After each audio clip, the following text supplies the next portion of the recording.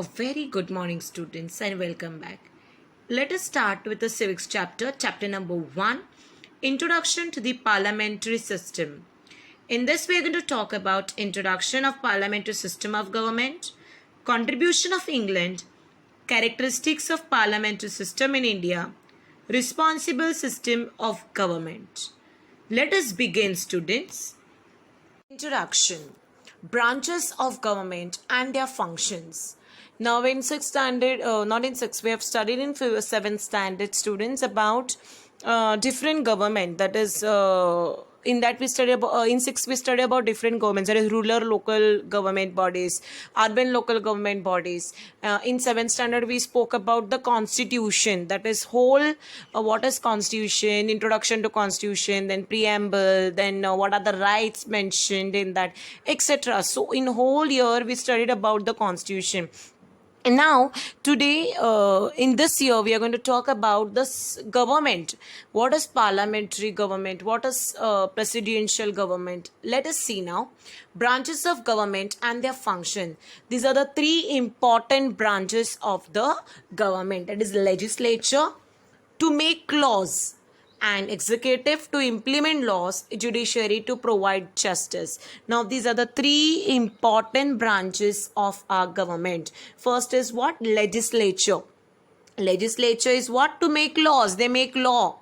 कायदे कानून बनाना. They make laws. Executive, what is their work? To implement laws. लागू करना. And judiciary means to provide justice. If anything is going wrong, if something is not happening according to the laws, if you're not following, then the judiciary gives proper justice.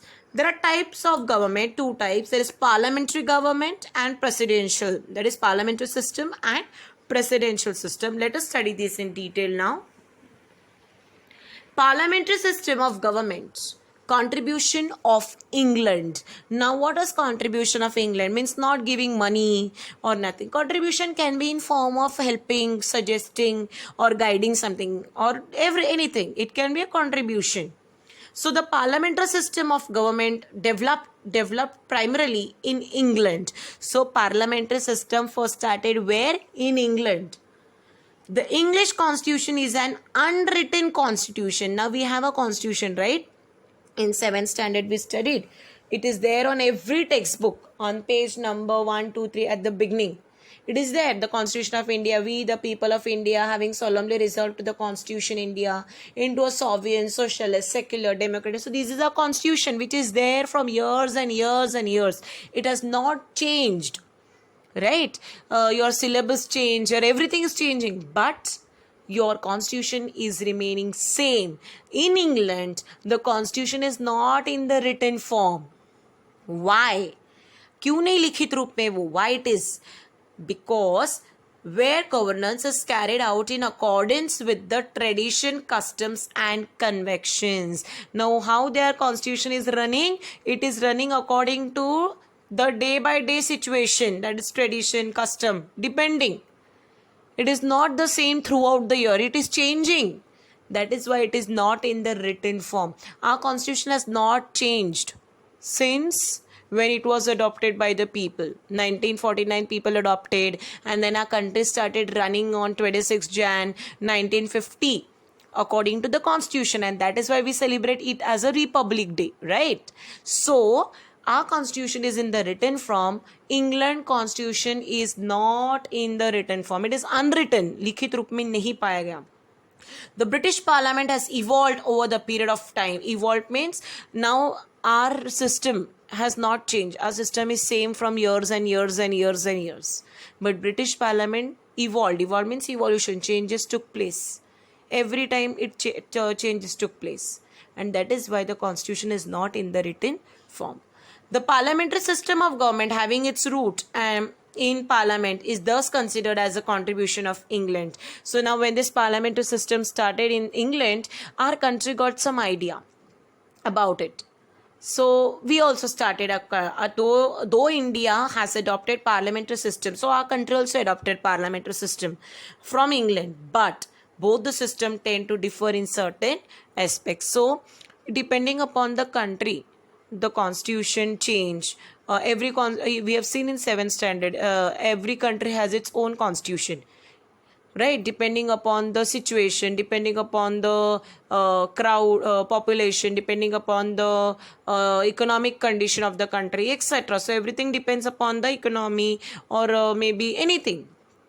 So here also, students, our parliamentary system is different from the parliament system of the England.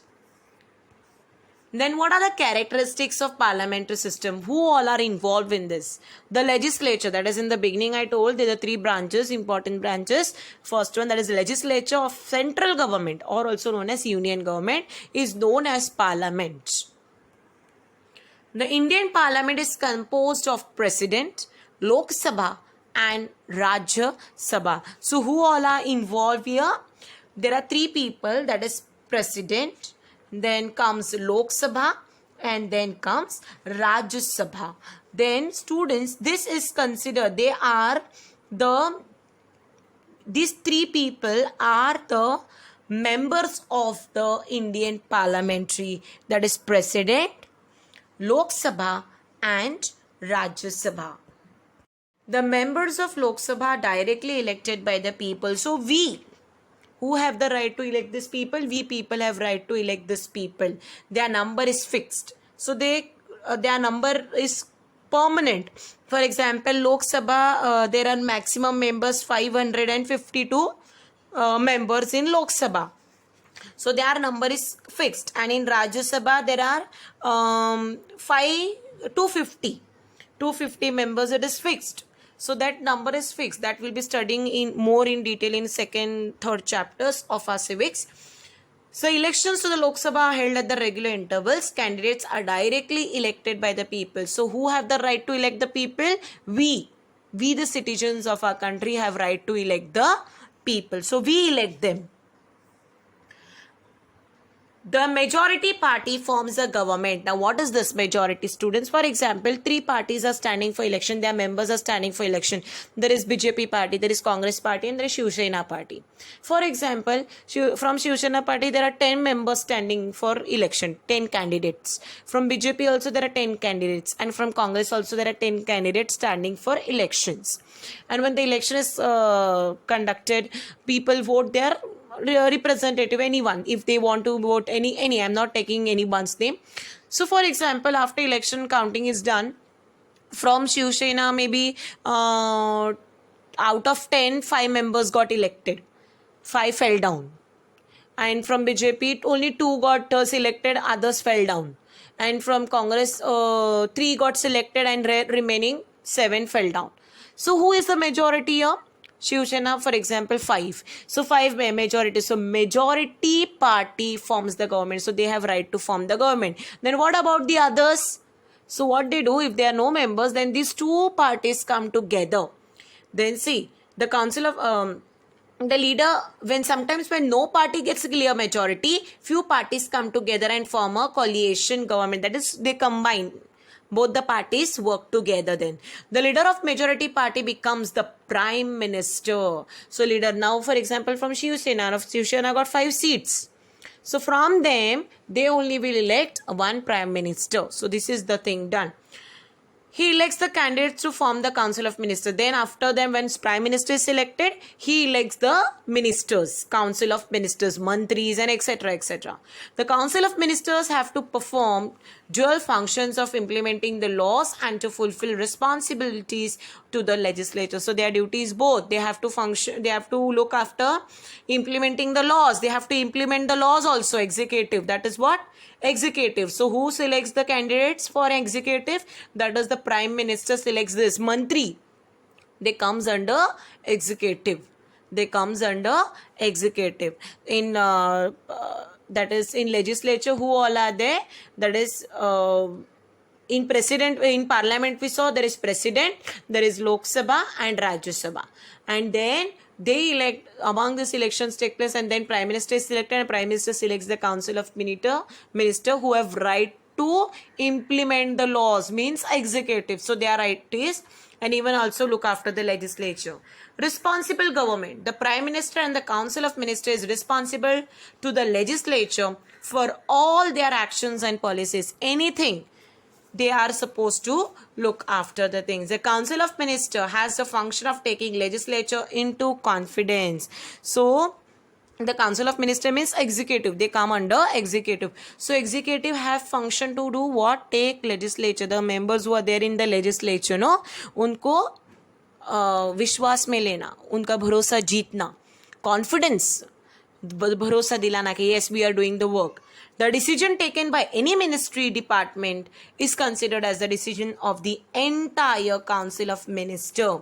So whatever decision is being taken by any, it can be a ministry or it can be a department, it is considered to be the ministers of. The functions of Council of Ministers is based on the principle of collective responsibility. So everyone is involved. We are not one or two, everyone have to decide. And there is one more power which legislature have, that is executive. If executive, now who? Council of Minister, they come in executive. So if executive does not work in accordance to its wishes, now for example legislature is to make laws and they make law, and who have to implement them?